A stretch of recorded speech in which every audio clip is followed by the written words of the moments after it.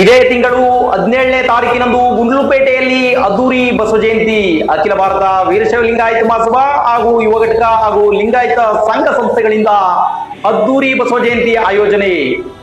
ತಾಲೂಕಿನ ಎಲ್ಲ ಗ್ರಾಮಗಳಿಗೆ ತೆರಳಿ ಆಹ್ವಾನ.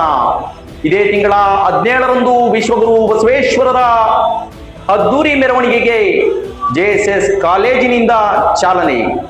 ಶಾಸ್ತ್ರ ಸಂಖ್ಯೆಯಲ್ಲಿ ಬಸವ ಭಕ್ತರು ಬರುವ ನಿರೀಕ್ಷೆಯಲ್ಲಿ ಗುಂಡ್ಲುಪೇಟೆ. ಅದ್ದೂರಿ ಬಸವ ಜಯಂತಿಯ ಮುಖೇನ ಇತಿಹಾಸ ಬರೆಯಲು ಸಜ್ಜಾಯಿತ ಗುಂಡ್ಲುಪೇಟೆ.